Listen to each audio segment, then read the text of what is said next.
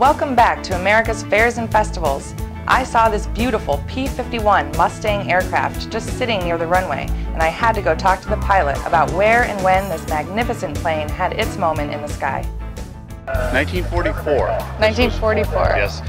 It's painted to honor Major Lewis Norley, who was a triple ace in World War II. And at the time this represents, he had 14 kills, and that's what the markings are behind you on the canopy. Okay. And by the end of the war, he had more than 15, which would make him a triple ace. Oh, okay. So how many? So it's what? One per five? Yes. Great.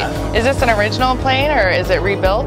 It's an original airplane that's been totally restored. A lot of the skin that you see on it's real shiny, and it's been replaced. So the airplane was taken completely apart, bolt by bolt, and totally restored. It's mostly aluminum and some other alloys.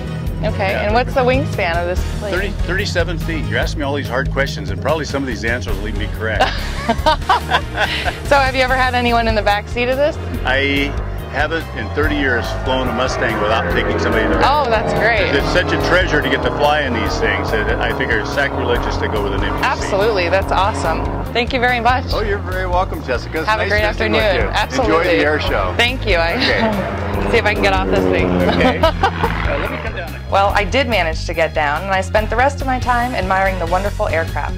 We've had a wonderful day out here at the Copper State Fly-In in Casa Grande, Arizona. We'd like to give a special thanks to Jim McChesney, who organizes his whole event, but everyone else has been incredibly supportive and cooperative as well. So thank you to everyone in Casa Grande.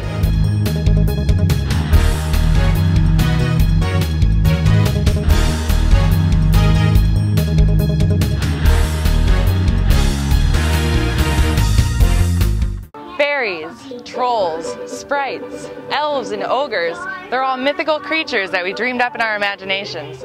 Or are they? I know a place where fairies take to flight like fireflies. Well, okay, they don't take to flight. From the Latin term for fate, fairies are a host of supernatural beings and spirits who occupy a limbo between earth and heaven.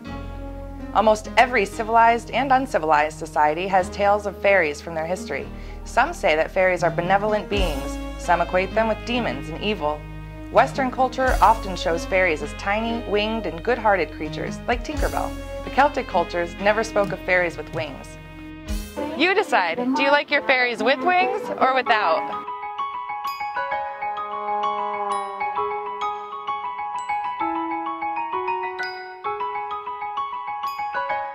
Oh, we're on camera. Hello. Dr. Ron makes your hoo-hoo tingle. Ladies, you know what I mean. Do Kodak moment.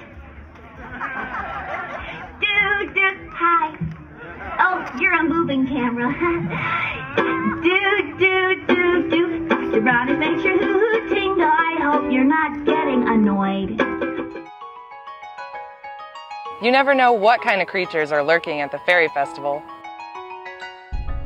There's just this big fairy-shaped hole in Phoenix, and all of these fans, obviously there's a lot of them, really needed this outlet for their creativity, and this is it.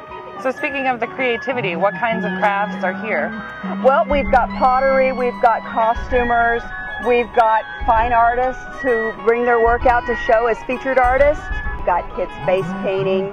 Of course, we have wing vendors. You've got to have wings if you're a fairy. Yeah, right. Fairy tales have a darker history. I guess so. When did that change occur? I don't know exactly when it occurred, but you know, we see a lot of our artists today feature fairies in a more positive light. You've got bubble fairies, you've got flower fairies, and things like that. What are bubble and flower fairies? Well, there's a wonderful fairy artist who depicts a lot of fairies floating on these lovely bubbles. Oh, wow. So that's, of course, what we call bubble fairies. Right. Flower fairies, I don't remember the artist's name, but she was pretty famous in the 1800s, actually. Wow.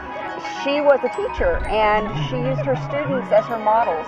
So do they live in flowers, or? They lived in flowers. Their clothing was made out of flowers. What kind of fairy are you? I am a woodland nymph. A woodland nymph? Woodland nymph, and actually I represent the oak tree. Beautiful.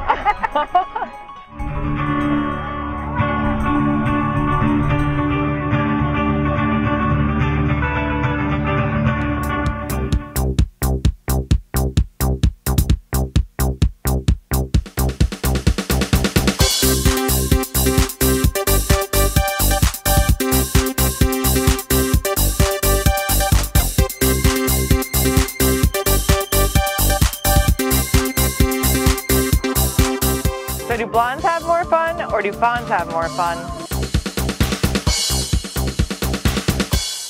I'm a fawn. And what is a fawn exactly? A fawn is a friendly little woodland creature that likes frolicking around, and he's all about music and love and mischief and debauchery. Oh, what kind of debauchery? Oh, he's just, let's call it, he's into free love. Free love, okay. The fawns have a lot of goat-like aspects. The goat-like legs, the goat-like beard, the horns. So I see your musical instrument of choice is the flute? Yes, it is. Can you play a little bit for us?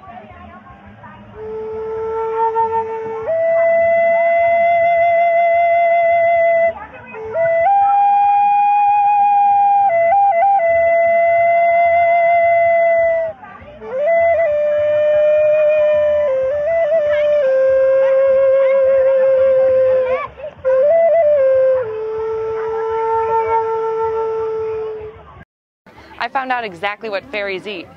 Philly cheesesteak. And apparently gyros. And shaved ice. The Fairy Festival hosts all kinds of events, like this kids' parade.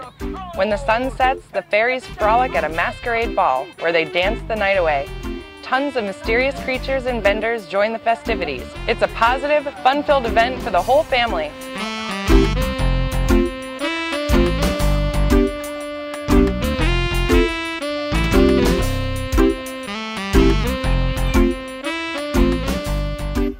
As you can see, it takes all kinds of people to make up the world and all kinds of fairies to make up a fairy festival. We've seen all kinds today.